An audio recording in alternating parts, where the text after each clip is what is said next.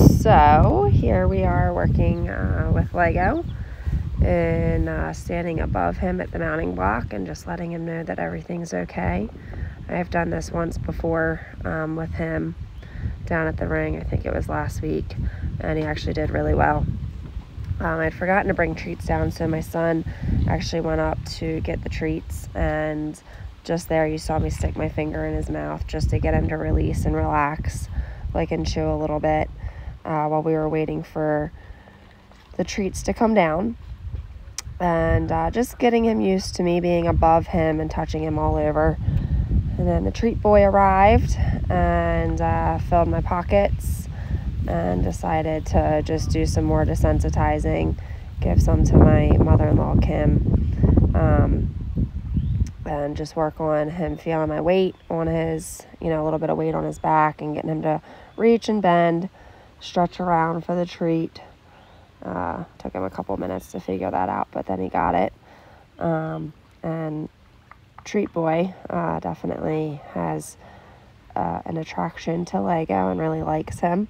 Has liked him the entire time. He was actually the first one to interact with him in the very beginning. So it's been kind of fun to watch them grow together as Lego's kind of gotten into domestic life. But anyway, you kind of see him biting a little bit there, being mouthy, and he definitely gets a little bit mouthy with the treats, even though I've done kind of what you could consider clicker training and cluck when I go to give him a treat. But here it's also a nervous tendency with him to get a little mouthy. You can see he's kind of just distracted with the dog and with everything. And that's definitely some nerves. Then Will comes in and gives him a treat to reward him for being good.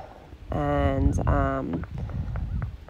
just continually rubbing, patting him. And then I actually go to kind of sit on him, which again, I kind of done before.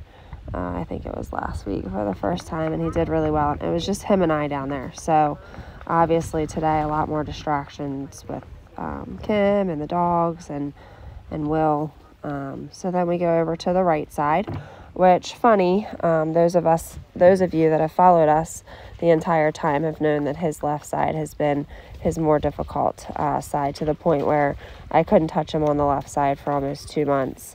And now it's actually switched a little bit, where it's now become his right side that's gotten a little bit more tricky, and he's a little bit more nervous on. So doing everything to the right, and again, putting a little bit of weight on him, letting him know I'm there. He obviously knows where I am at all times. He's a very sensitive, tuned-in horse, but trying to get him to stretch around the opposite side to take the treat. Took him a couple seconds again to get it figured out, and then he willingly comes around and gets it.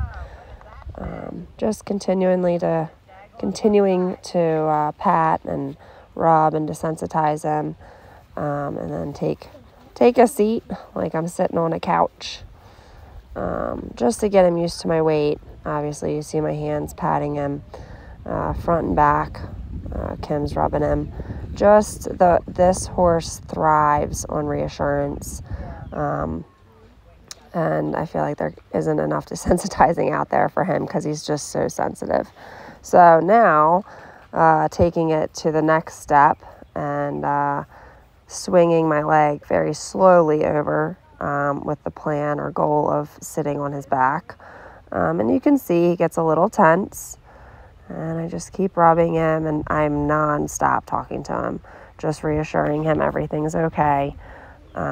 We've built an incredible bond and trust on the ground with me talking to him. So I just want him to know that it's still me. I'm just on his back. So here I'm sitting, not completely all of my weight on him, but definitely sitting. I have a little bit of weight on the mounting block. And there, I think I actually put, all my weight on him. And I honestly think he just cares about getting treats from my mother-in-law. Nothing really else. He didn't really seem to mind that I was sitting on his back, which is great. And here I just try to give him a treat. Same thing that I had done before when I was leaning over him, just to say, hey, you can stretch and move around. I'm still up here. I'm still here. Everything's good. We're all good. And so lots and lots and lots of reassurance. And again, he is definitely a little mouthy, but that's a nervousness for him. And, you know, also when he knows that we have treats, and it goes away. It doesn't happen when he's not nervous and when he knows that we don't have treats. So I'm not worried about that right now. Just really reassuring him that everything's okay, and, you know, desensitizing. That's the name of the game with this boy, and building his confidence. So he handled that all super duper well, and now the treat boy is coming back in to give me an extra treat, and to give Kim some treats, because now she's actually going to make me get back on him, and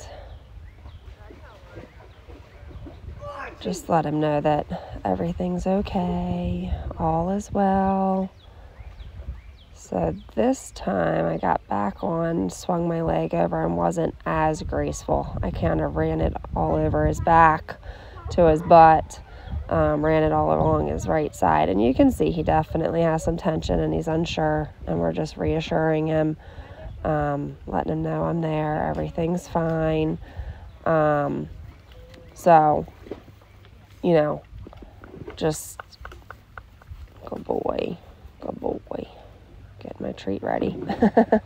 And again, gonna have him reach around. Oh, he hears the clock and goes right to her, and then remembers he needs to turn for me. And you can see there he really tries to go like he's gonna bite at my hand. He's actually very gentle when he takes the treats. That's just kind of his way of doing it, and he's been like that from the start. So he's not sure exactly what I'm doing up there, but still, like, so good and trusting, so positive. As you can see, we have our entire Hope crew here. The treat boy, the dogs, Kim, we're all here. So he feels my leg move there, and I think he thought I was actually going to give him a treat, because he kind of reached around with his mouth open. I was like, no, you cannot bite my leg, please.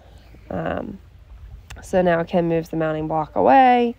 All of my weight is obviously on him. It's been on him, you know, for a while now. And our next step is to actually take a couple steps. So I was nervous, but I knew that I needed to be confident and brave, because he really is so sensitive that he can feel everything and anything through me. And as you can see there, all he cared about was following Kim for a treat, and took a couple steps, and was just so good, so brave. And then we Kim needed another treat, because I was good. I was ready to stop there, and she's like, oh no, he's enjoying this. He has a great look in his eye. Let's do a couple more while we're down here. So I said, okay, fine. So took a couple more steps. And again, you know, you guys have now seen me start Oakley, and yes, I'm very cautious, and like to go slow. But with this horse, slow and slower is actually fast with him. So this isn't how I normally start them, especially with all of the treats. But it's definitely what he needs, and I'm okay with that. I'm in no rush. My goal is to just kind of keep it really positive for him. So here, just have him reach around. That time he definitely knew what I was asking, to both sides.